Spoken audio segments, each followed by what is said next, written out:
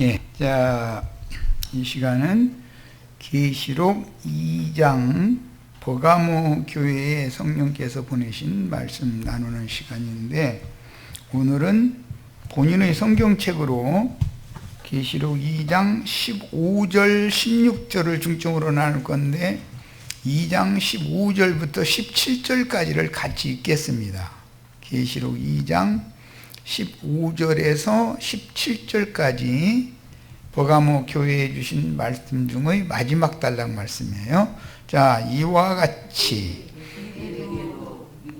네게도 니골라당의 교훈을 지키는 자들이 있도다. 앞에는 발람의 교훈 얘기가 나왔었죠. 자, 그러므로 회개하라. 그러지 아니하면 내가 네게 속히 가서 내 입의 검으로, 거기는 줄을 쳐놓습니다. 오늘은 이제 이거에 중점을 맞춰 말씀을 나눌 거예요.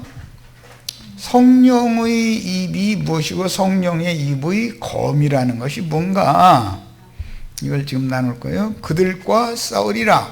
귀 있는 자는 속히 성령이 교회들에게 하시는 말씀을 들을지어다.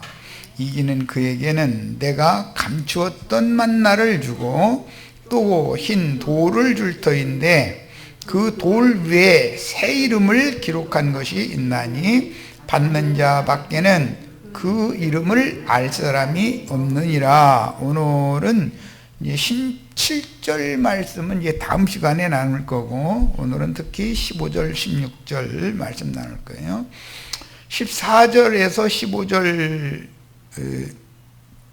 말씀은 발람의 교훈과 니골라당의 교훈을 지키는 자들에 대한 책망의 말씀이 나왔고, 그들과 주님의 성령께서 내 입의 검으로 내가 속히 그들에게 가서 내 입의 검으로 그들과 싸우리라, 이렇게 말씀하셨어요.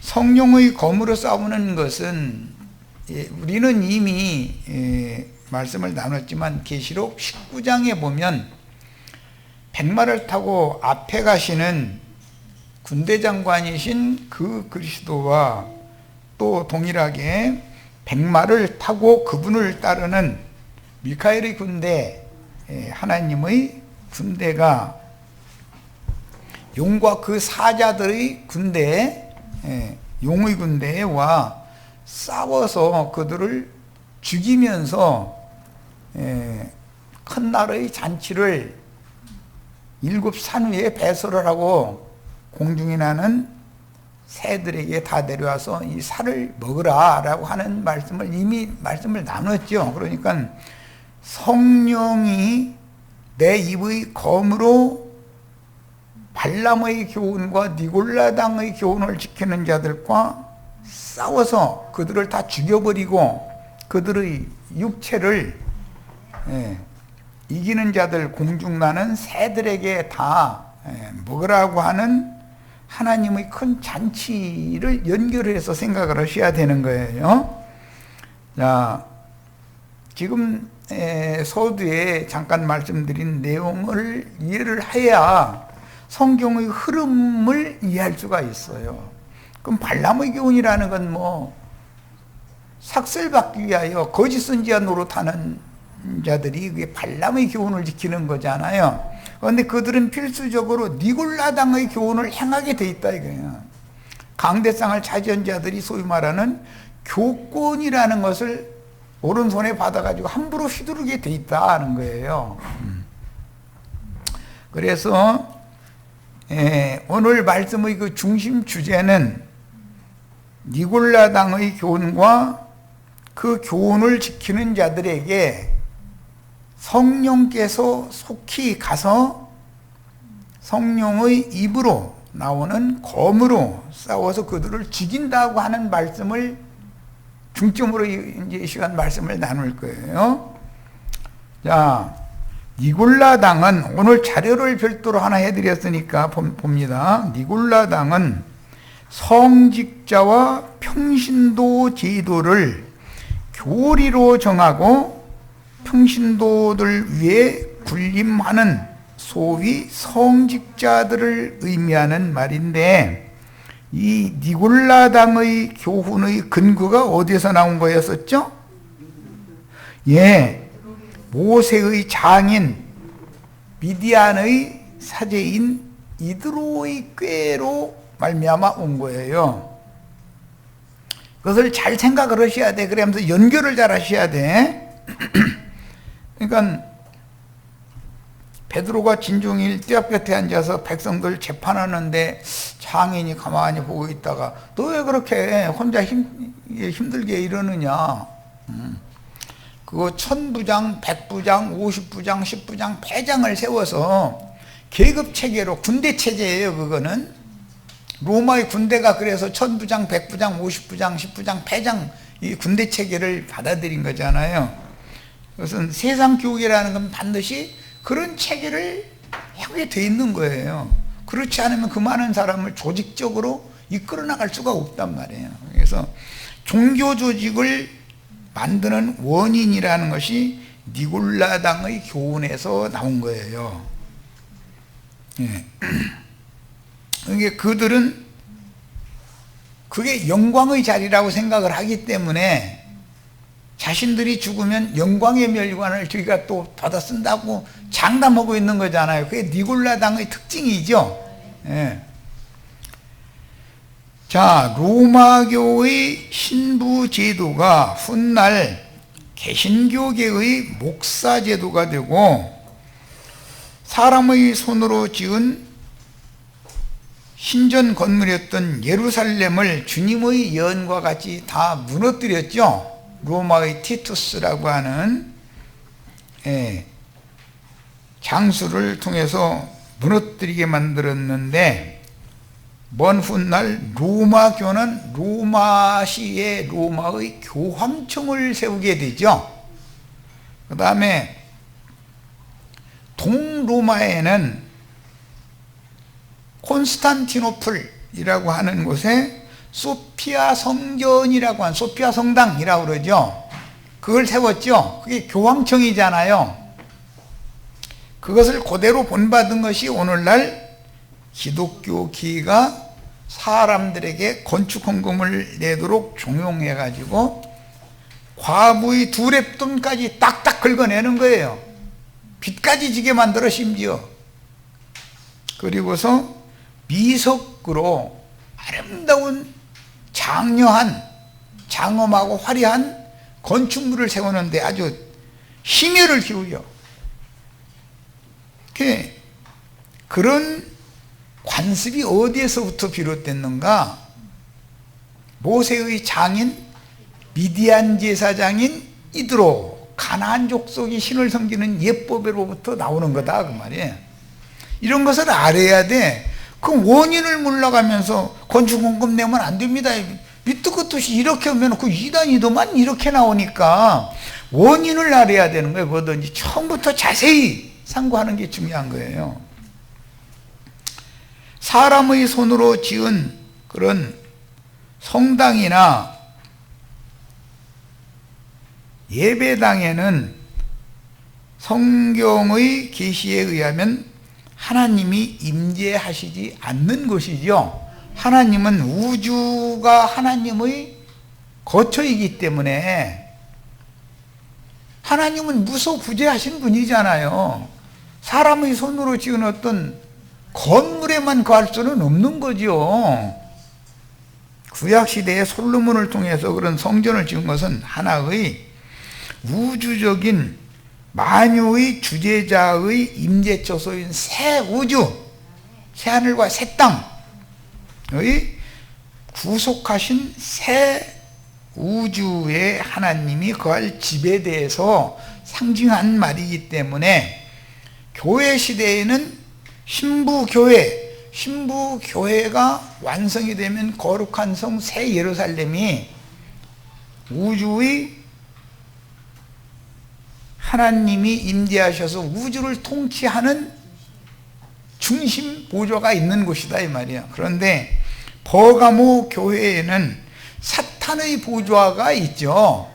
그러니까 사탄의 보좌는 그럼 어디에 있다는 말인가? 발람의 교훈과 니골라당의 교훈을 실행하는 자들로 말미암아 사람에게 건축 헌금을 받아가지고 사람의 손으로 지은 건물 신전에 다니엘의 예언과 같이 멸망의 가증한 것이 거룩한 곳에 선다 그 말이에요.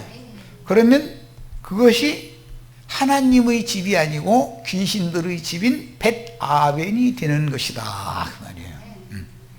그러니까 계시록 이제 18장에 보면 하나님의 백성들이 귀신의 집인 줄 모르고 거기에 가서 신앙생활을 하는 거예요. 그런데 주님의 입으로 예시된 증인들이 보냄을 받아서 나팔을 불 때가 되면 그것은 멸망의 산이요 죽은 자들의 공동묘지고 거기에는 돼지떼들이 먹는 산이다. 음력의 7 산이다. 내 백성은 거기에서 나와서 성령이 말씀하시고 뭘 통해서? 신부교회를 통해서 말씀하시는 곳으로 와서 그리스도의 것으로 어린 양의 신부로 중매를 받아야 된다라고 전도를 하게 돼 있다는 거예요. 그것이 성령께서 내가 속히 가서 내 입의 검으로 그들과 싸우리라. 그들과라는 건 발람의 교훈과 미굴라 당의 교훈을 행하는 자들과 싸운다는 말씀이란 말이에요. 지금 우리는 여기에 대해서 분명한 이상을 보셔야 돼요. 나가한 형제가 지금 벌써 이제 30여 년이 다 돼 가는데 90년도부터 2020년이 지나가고 있으니까 딱 30년 지나가는 중이네. 30년 동안 일관된 것을 외치고 있는 거예요. 일관된 얘기를. 이게 반복하고 있는 거예요, 이 얘기를. 쉽게 말해서 세상 교계인 기독교계에서 아무것도 모르는 어린아이 신자들은 너무 순진하기 때문에 거기서 은혜 받는다, 우리라고 구원이 없느냐, 다 이러고 있다 이거예요. 그런데 이게 성경 창세기에서부터 계시록까지 흐르는 흐름이 있어. 이게 비밀이요. 큰 음료도 비밀이죠.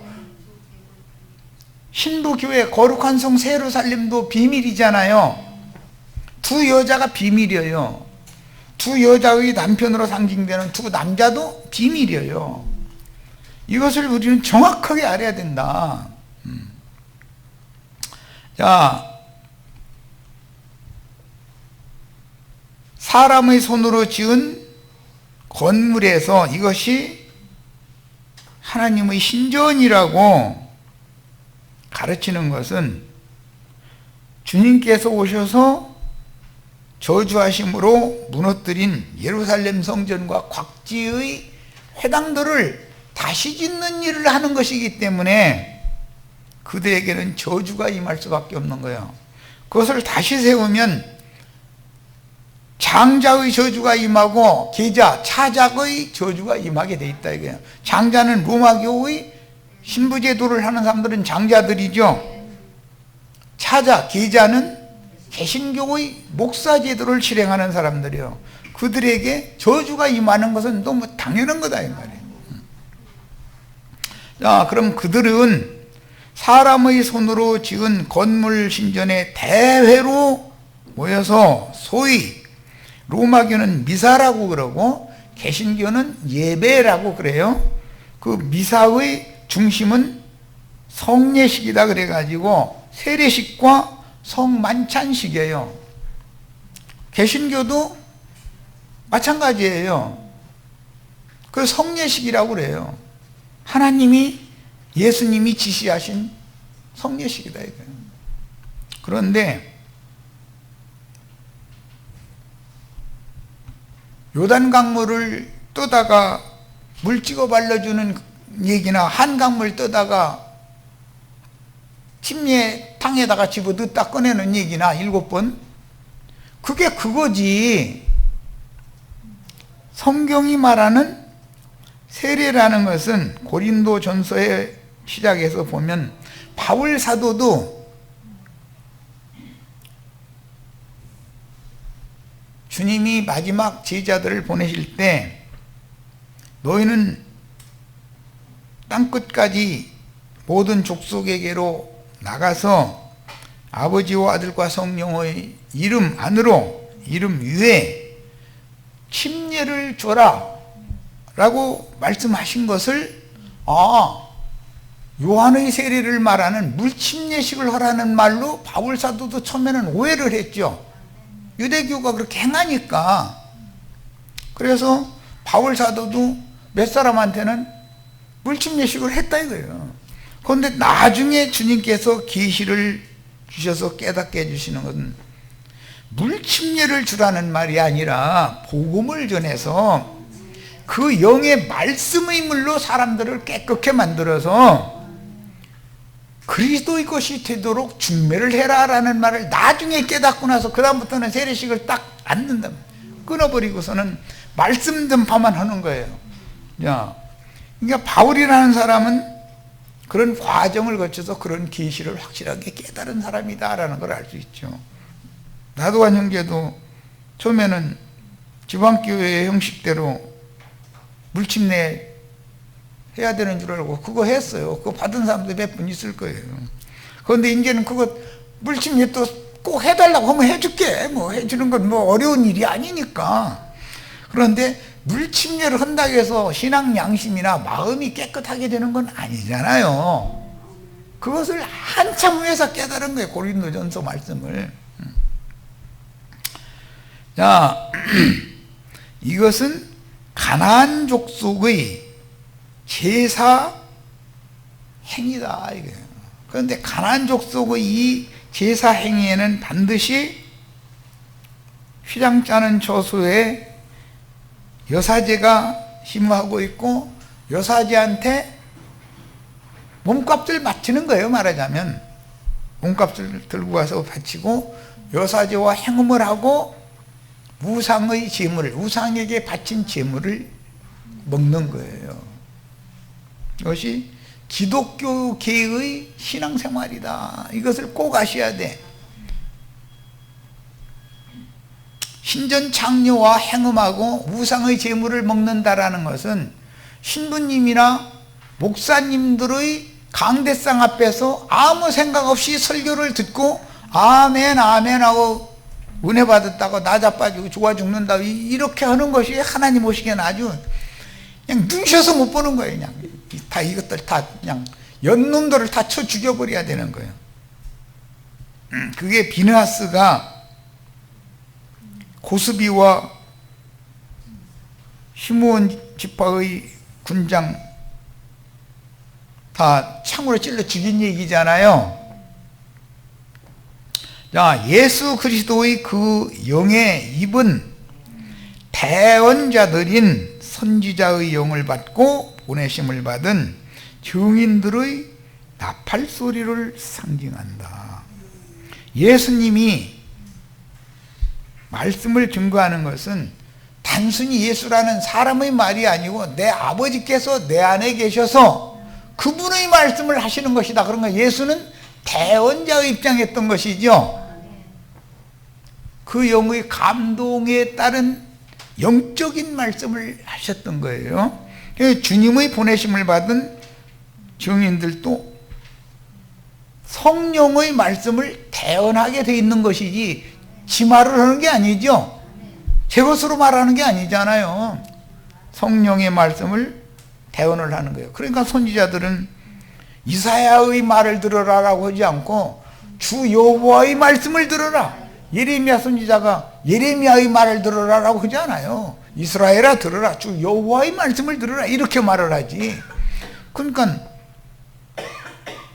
이사야나 예레미야나 에스겔이나 다니엘이나 호세아나 많은 아모스나 이런 선지자들이 자기 말을 하는 게 아니라 주신 말씀을 대언하고 있었다 말이야. 이런 것 보고 대언의 영이다 그래요. 자, 이제 계시록 19장 10절을 찾습니다. 계시록 19장 10절입니다.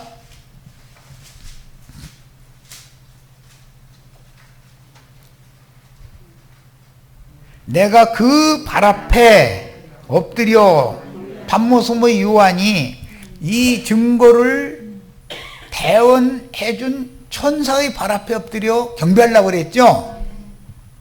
그가 나에게 말하기를 나는 너와 및 예수의 증언을 받은 네 형제들과 같이 된 종이니 삼가 그리하지 말고 오직 하나님께 경배하라. 예수의 증언은 예언의 영이라. 그래요? 나도한 형제가 하는 말이 사람의 말이 아니고 그 말은 곧 영이잖아요. 어떤 영이 흘러가는 거잖아요. 그 영께서 교회들에게 주시는 말씀을 대언하는 영이면 이게 주님 자신의 말씀이라고 받아들여야죠. 자, 22장 6절 봅니다. 22장 6절 또 그가 내게 말하기를 이 말은 신실하고 참된지라 주 곧 선지자들의 영의 하나님이 엘리야의 영감이 엘리사에게 갑절로 임하는 걸 구했죠?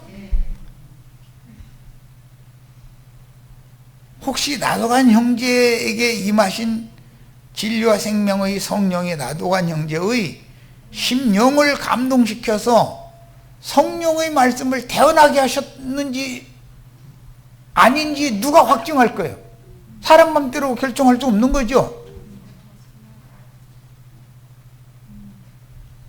듣는 자들의 영분별이란 이렇게 중요한 거예요. 그래서 하나님이 그의 종들에게 반드시 속히 되어질 일을 보이시려고, 보이는 건 계시해 주는 거예요. 예언이 이루어지는 것에 대한 계시예요.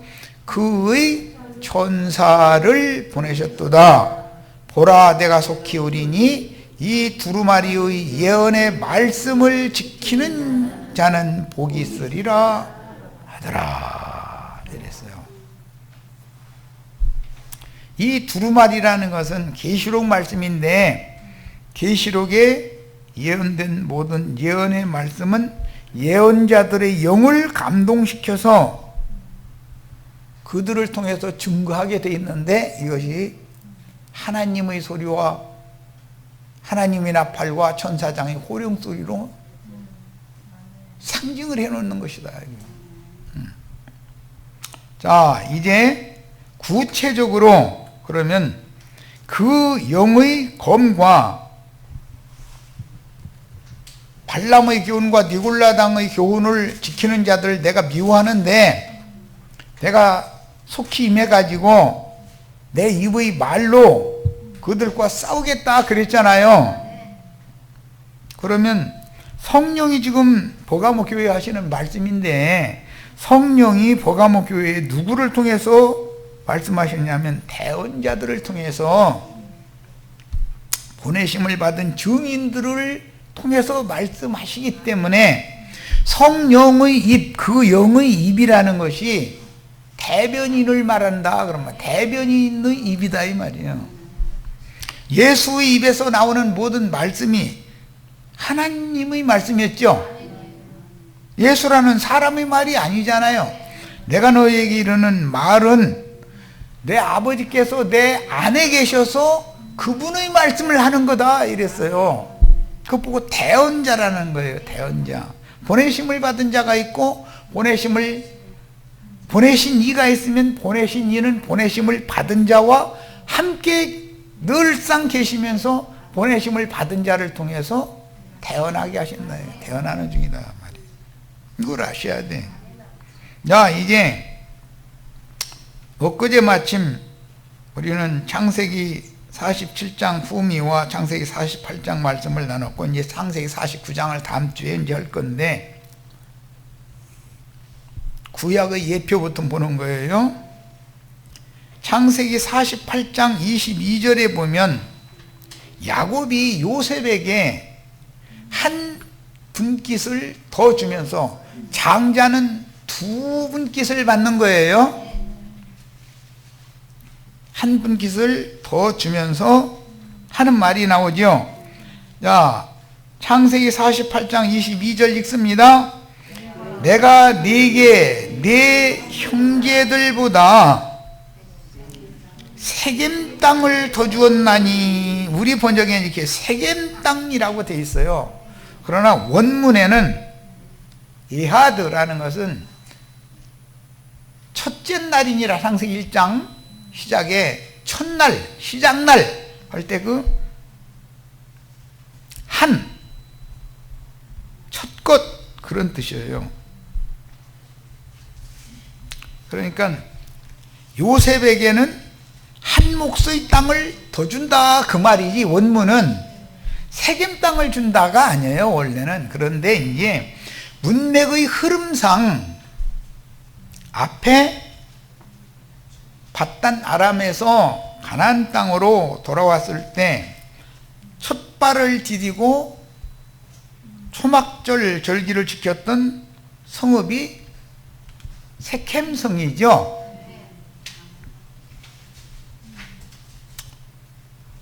그곳에서 고대의 통용화폐로 금화라는 것은 뭐 은화 몇천 그 세켈보다 훨씬, 그건 비교도 안 되는 거니까.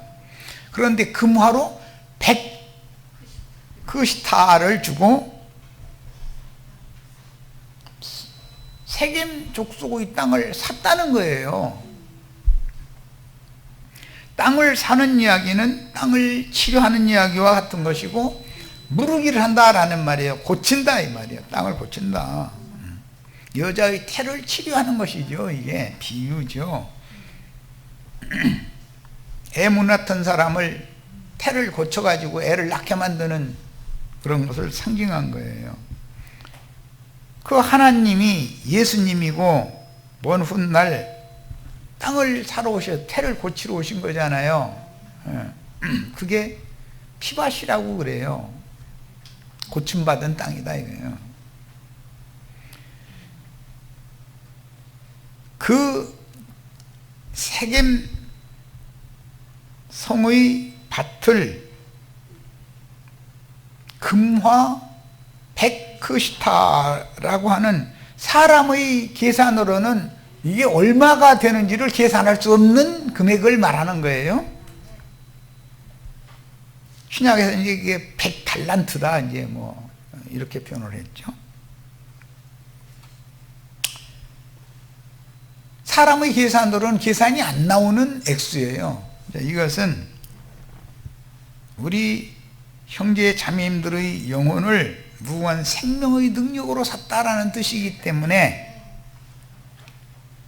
그리스도의 생명의 풍성을 상징한 것이고, 하나님의 신성에 참여하는 영혼이 되게 해줬다라는 뜻이에요.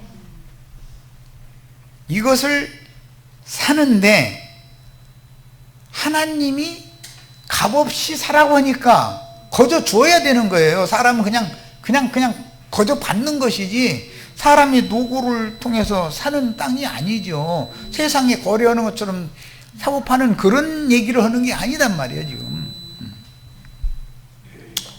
자, 맨 나중에 장자의 복을 받은 요셉의 자손이 가나안 땅의 세겜 땅을 상속받게 되어요.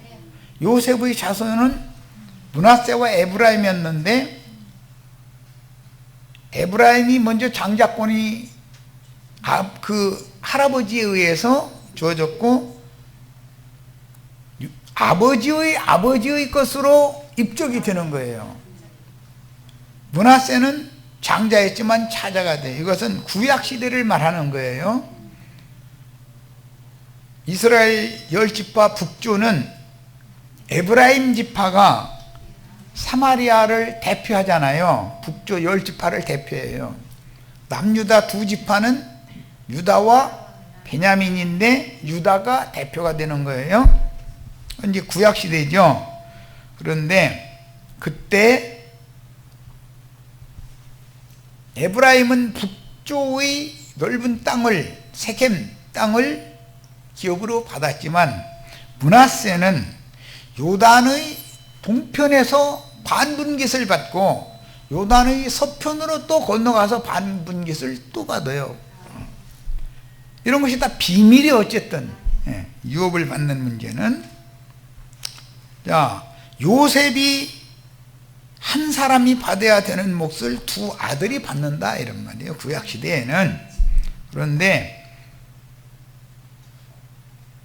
율법시대가 끝나고 이방인의 때가 지난 다음에는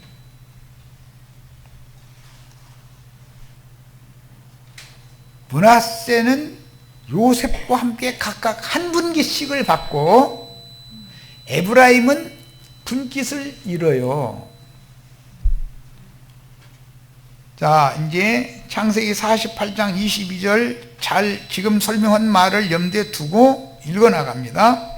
내가 네게 네 형제들보다 세겜 땅을이라고 했는데 한 몫의 땅을 이란 말이에요. 원문대로 하자면 이게 원래 형제들이나 똑같이 한 몫씩 받아야 되는데 요셉에게는 한 몫의 땅을 더 주겠다라고 말을 한 거예요. 그것은 신명기의 율법에 따라서 장자는 갑절의 몫을 받게 돼 있죠. 네. 이는 내가 네 칼과 활로 아모리 족속의 손에서 빼앗은 것이다 그랬어요. 그러면 역사상에 야곱이 칼과 활을 가지고 가나안의 아모리 족속인 세겜성 사람들하고 전쟁을 해서 세겜성을 무력으로 정복한 일이 있었느냐? 야곱은 뭐 칼 싸먹고 활 쏴서 싸먹고 이렇게 한 사실이 없어요. 그런데 야곱이 바단 아람에서 돌아와서 첫 발을 디뎠던 그 세겜성에 베크시타를 주고 산 땅에서 귀가하다 보니까 디나가 이 동네 사람들은 어떻게 사나 하고서 궁금해서 세겜성 사람들 사는 모습 보러 간 거예요. 갔더니 세겜의 아들 하몰이라고 하는 세겜성 추장이, 하몰의 아들 세겜이라고 하는 추장이 눈에 띄었는데 너무 이쁜 거예요. 낯선 여자예요. 자기 동네 사람하고는 생긴 게 달라. 그러니까 물어볼 것도 없이 그냥 군사들 시켜가지고 데리고 와. 그래가지고 그냥 자기 멋대로 했다는 거잖아요. 그것이 디나가 강간당했다 그랬어요. 그래서 강제로 강간하고 나서 자기 아내나 되는 것처럼 세겜성으로 끌어다가 구류시켜 놓는 거예요. 나가도 못하게. 추장 마누라 된 거지 뭐.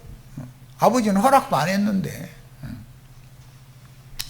그 사건이 벌어졌어요.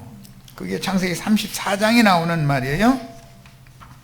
요셉이 얻은 장자권에 따라서 요셉의 두 아들 에브라임과 므낫세가 각각 한 몫을 얻는데, 이것은 요셉의 장자권을 구약의 예표로 보여준 거다 이 말이죠. 요셉이라는 사람이 두 몫을, 12아들 중에 요셉이 두 몫을 받는데 요셉이 빠지는 대신 요셉의 두 아들이 한 몫씩을 받으니까 므낫세는 요단 이편과 저편에서 한 몫을 얻어서 구약시대에도 므낫세는 기업을 얻죠. 그러나 이방인의 때가 끝난 다음에도 또 므낫세는 기업을 또 얻는다 이거예요. 양편에서 얻는 거예요. 이방인의 때가 끝나면 인마진 12지파의 새 시대가 오는 거잖아요.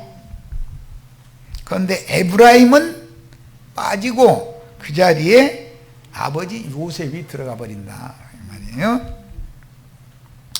자, 요단 이편과 저편에서 한 몫을 얻어 구약시대와 그 천년이 차기까지 땅의 분깃을 얻고, 에브라임은 구약시대의 북쪽의 한 지파 중에도 머리 지파가 되는 거죠. 에브라임이.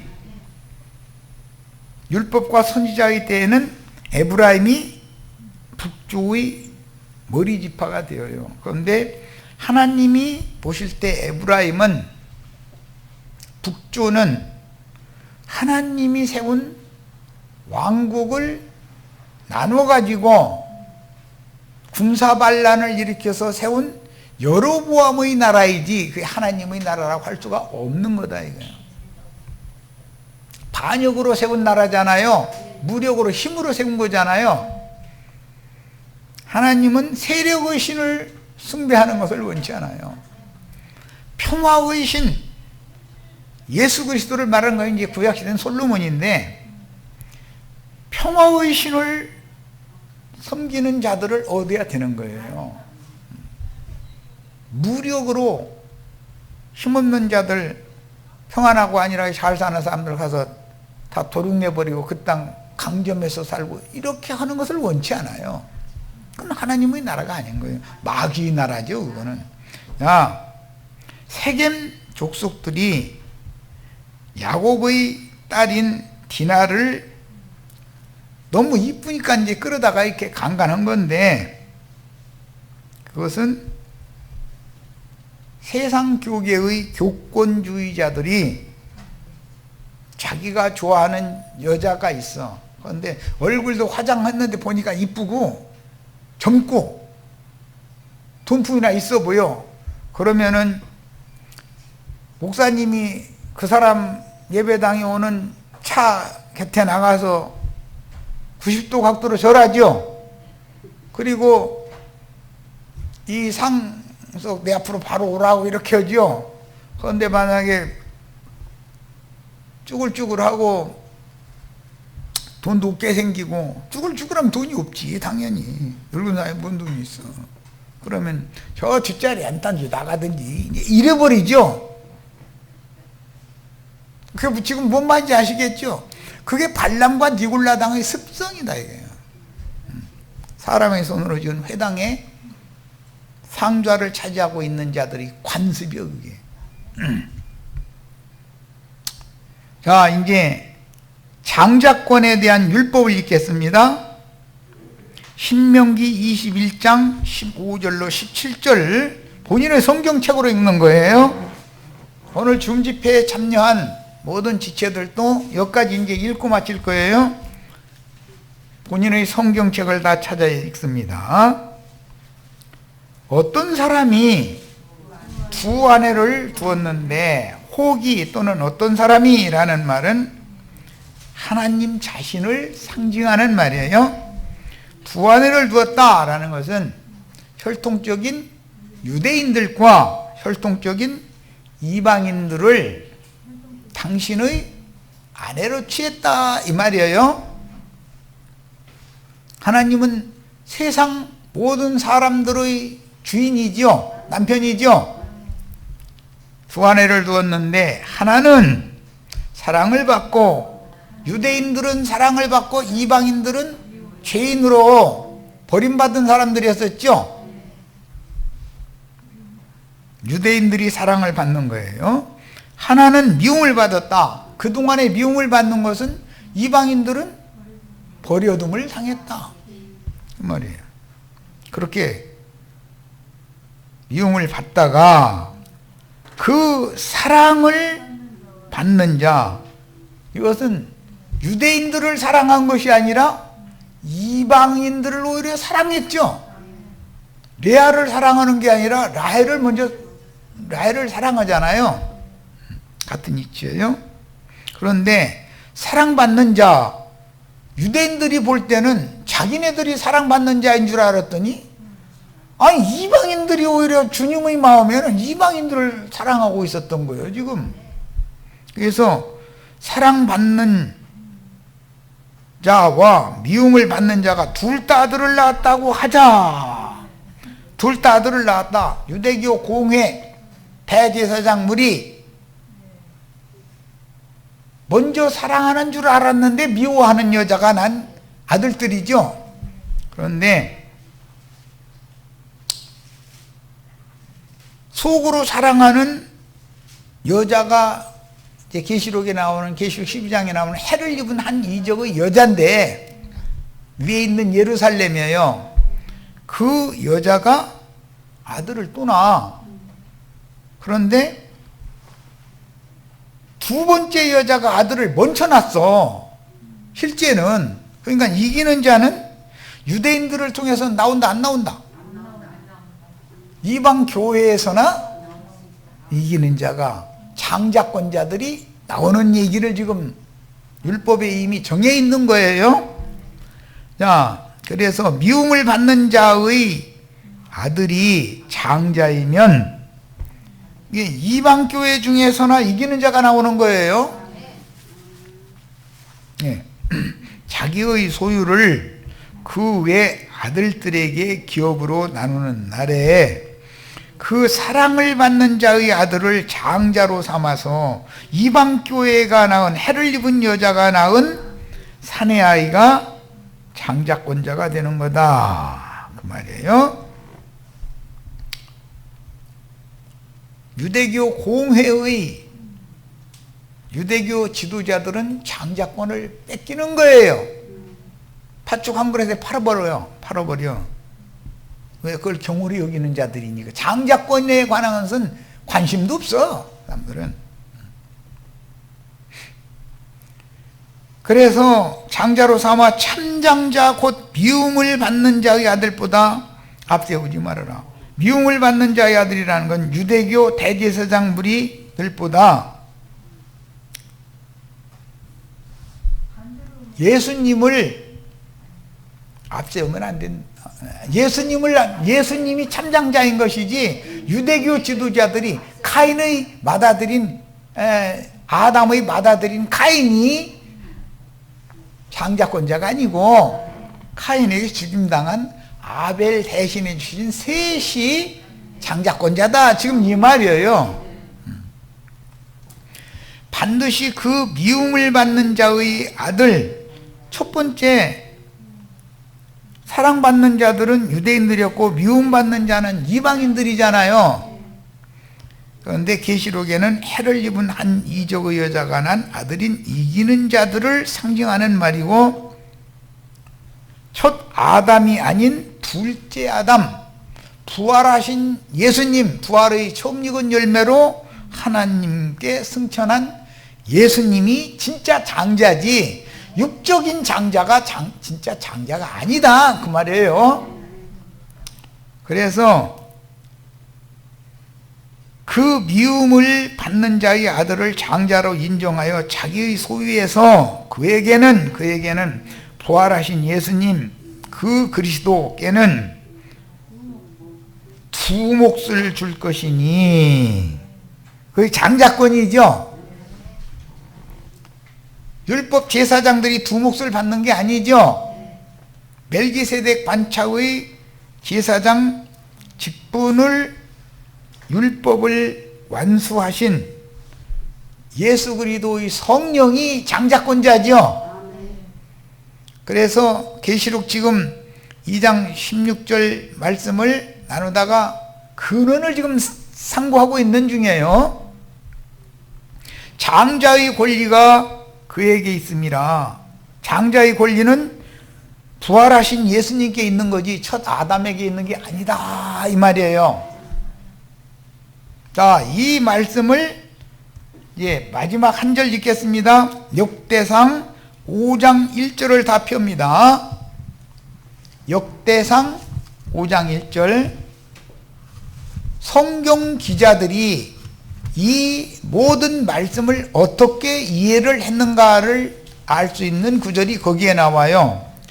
역대상 5장 1절 다 같이 찾아서 본인의 성경책으로 읽는 거예요. 이스라엘의 장자와 야곱의 장자는 또 다르죠. 네. 르벤의 아들은 이러하니라. 르벤은 장자라도 그의 아버지의 침상을 더럽혔으므로 장자의 명분이 이스라엘의 아들 요셉의 자손에게로 돌아가서 족보에 장자의 명분대로 기록되지 못하였다. 르우벤의 후예는 성경책에 족보책에 장자의 명분대로 기록되지 못했고 요셉과 요셉 자손이 장자의 대를 잇게 된다 이 말이에요. 그러니까 첫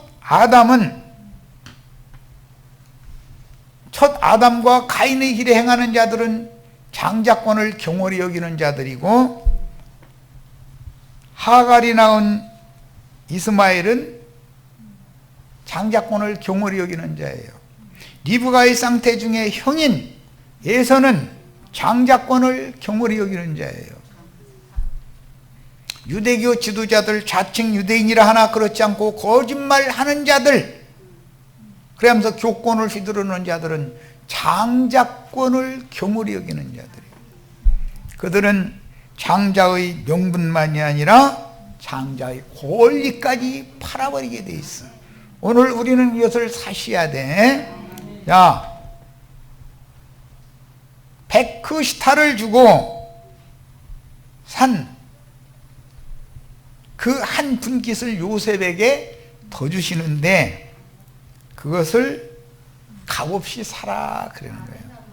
오늘 우리 형제 자매님들도 다 장자의 명분과 권리를 사는 축복을 다 받으시기를 바라요. 자, 첫 시간 여기까지서 마칩니다.